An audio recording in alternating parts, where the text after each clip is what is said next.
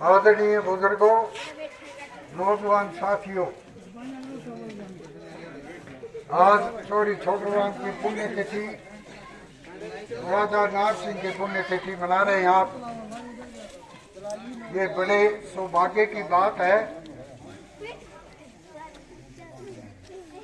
जिस इंसान ने हम सभी मुजाहिरे थे और चौरी छोटूराम और छाजूराम की कृपा से उनकी सरकार आ गई पंजाब में 1939 में, और उन्होंने जितनी जमीन पर जितने मुजाहिरे थे, क्योंकि जमीन सेठ साहूकार पट्टीदार राजे रजवाड़ों की थी, और उनका राज आते ही एक ही कलम से उन्होंने 8 कानून पास किए।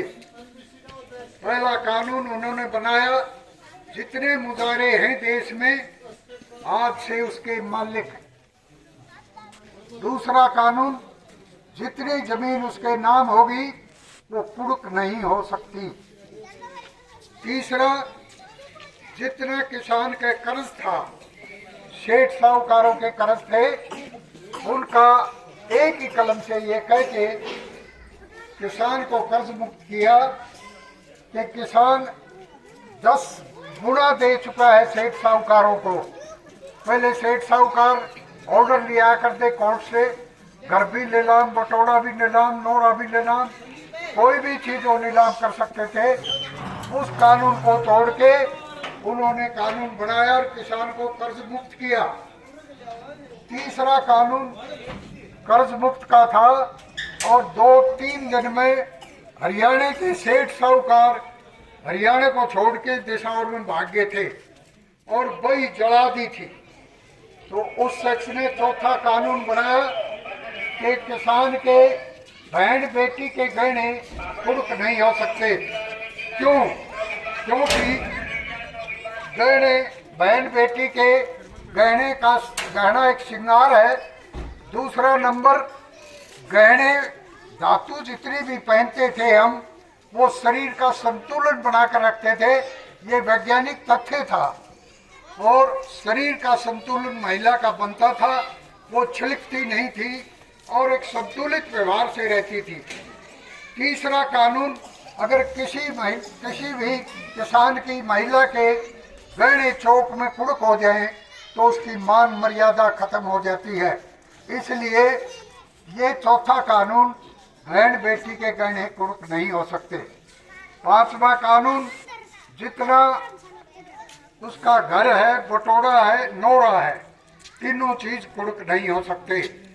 घर के बिना किसान, छत के बिना किसान जिंदा नहीं रह सकता, और नोरे में पशु नहीं रखेगा तो खेती नहीं कर सकता, और बटोड़ों में खाद होगी तो खेती करेगा। इसलिए वो कानून बनाया कि घर, बटोड़ा, नोरा कुड़क नहीं हो सकते।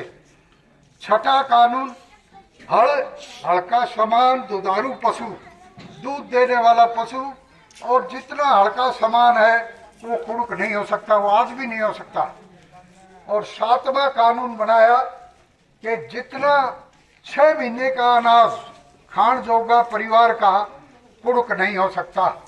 बाकी क्या होता है किसान के पास, सारी चीजों को उन्होंने कानून से बांधा और किसान को कहा, हे भोले किसान, तू मेरी 2 बात मान लेना। मैंने सारी जिंदगी तेरे लिए संघर्ष किया, मुझे कुछ नहीं चाहिए, तू मेरी 2 बात मान ले, तेरे काम आऊंगी। नंबर 1, पहली बात थी, बोलना ले सीख और दुश्मन ले पहचान। दूसरी बात थी, जात पात धर्म अधर्म इसका ज्ञान प्राप्त कर ले, और फिर तेरा संगठन ले बना 36 बरादरी का। फिर वो संगठन तेरा ढाल और तलवार का काम करेगा। बाकी कानून तो हमने तुम्हारे लिए सब बना दिए।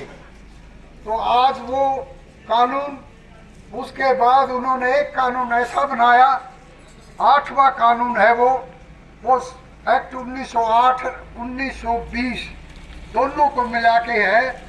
20 में है कि किसान अगर 500 रुपये भी नहीं दे सकता, 500 रुपये का कर्ज भी नहीं दे सकता, तो अपने आप को दिवालिया घोषित कर सकता है। और उसका दिवालिया फार्म भर के हमने एक बार आंदोलन चलाया था। देवीलाल की सरकार बनी जब 300 फार्म भरे थे। 300 फार्म हमने भर के सरकार से कोर्ट के सामने रखे कि 300 किसानों ये अपना कर्जा देने में असमर्थ हैं।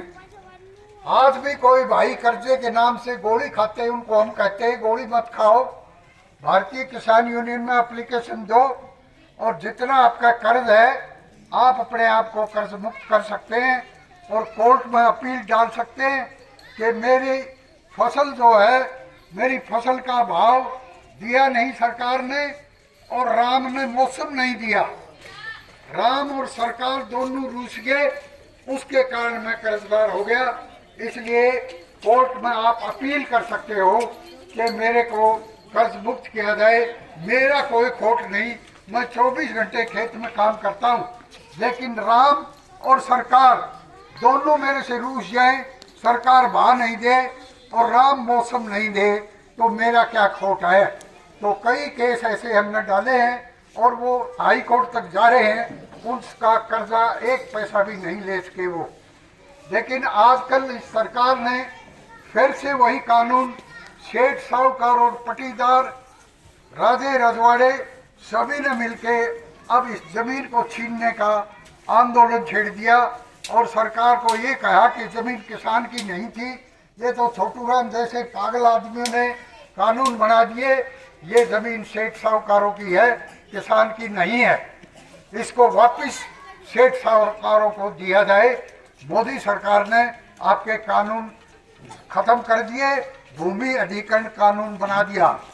भूमि अधिग्रहण कानून में आपकी धरती 2 दिन के नोटिस पे है, 2 दिन के नोटिस पे आपको अपनी धरती खाली करनी पड़ेगी। सरकार ने भूमि अधिग्रहण कानून में ये बनाया है कि सरकार किसी की भी जमीन एक्वायर करके जहां सरकार को जरूरत होगी उसका नाम लेगी, विकास का नाम लेगी।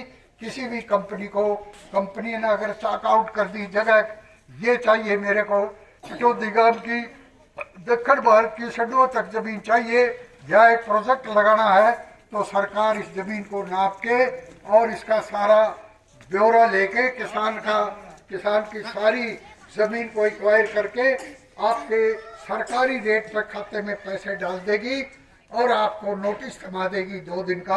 अगर आपके खेत में कोई सामान पड़ा हो तो उठा लाओ, नहीं तो ये भी कंपनी का हो जाएगा। ऐसा कानून, काला कानून आ गया है। आप लोगों ने 3 कृषि कानून हटाने के लिए गांव में धरना धरा और सारा देश लगा टीकरी बॉर्डर पर बैठे रहे, 3 कृषि कानून वापस करे। लेकिन अब उससे भी खतरनाक कानून भूमि अधिग्रहण कानून आ गया। इसलिए हम कह रहे हैं कि देश बहुराष्ट्रीय कंपनियों के हवाले हो गया। WTO के दिशा निर्देश पे देश अपनी योजनाएं, नीतियां बनाएगा। इन राजनेता के हाथ में कुछ नहीं है। जो WTO कहेगा, विश्व व्यापार संगठन, उसका दूसरे देशों में राज हो गया, पूंजीपति का राज हो गया है। तो इसलिए हमने एक आंदोलन का रूप बदला। हमने भारतीय किसान यूनियन के शीर्ष नेतृत्व ने ग्राम स्वराज्य किसान मोर्चा का गठन किया कि गांव में अपनी सरकार बनाओ, गांव में बैठी पंचायत बनाओ। गांव की जो ग्राम सभा है वो लोकसभा के बराबर उसके अधिकार हैं। लोकसभा, ग्राम सभा, राज्यसभा, विधानसभा, ये बराबर की पावर है। लेकिन आपको गुमराह किया हुआ है। आप सिर्फ राजनीतिक पार्टियों के वोटर बन के एक बंधुआ मोटर बन गए। आप उस तरफ ध्यान नहीं दे रहे हैं। आपकी जमीन भी जाएगी और ये जमीन जाने चली गई तो हमारे पास कुछ नहीं बचता है। इसलिए ग्राम सभा बनाओ। कानून में, संविधान में ग्राम सभा गांव की मालिक है। जैसे लोकसभा देश की मालिक है, इसी तरह विधानसभा राज्य की मालिक है, ऐसे ही ग्राम सभा गांव की मालिक है कानून के हिसाब से। तो आप अपनी ग्राम सभा बना लो 36 बरादरी की और फिर उस पर अपने कानून लागू करो। अपने हिसाब से खेती बदल लो। 2 ही चीज कर लो, बिना जहर की खेती, बिना जहर की खेती, टिकाऊ खेती, देसी खेती कर लो जिसमें खर्चा नहीं हो। अपने जो भी होगा वो अपनी बचत है। दूसरा नंबर, बिना पैसे की राजनीति, काम की राजनीति कर लो। और ये जो ढांचा है राजनीति का कि गांव ने एक सरपंच बना दिया और वो फिर फ्री हो गया, वो कुछ भी करे। ये ग्राम सभा की कमी है। आप ग्राम सभा बनाओगे तो ग्राम सभा पंचायत गठित करेगी और ग्राम सभा के अंडर पंचायत रहेगी।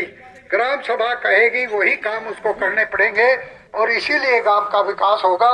और सरकार से हम मांग कर रहे हैं कि ग्राम सभा को जनसंख्या के आधार से जितना बजट है देश का उसकी जनसंख्या के हिसाब से उसको बजट दो, काम अपने आप विकास कर लेगा।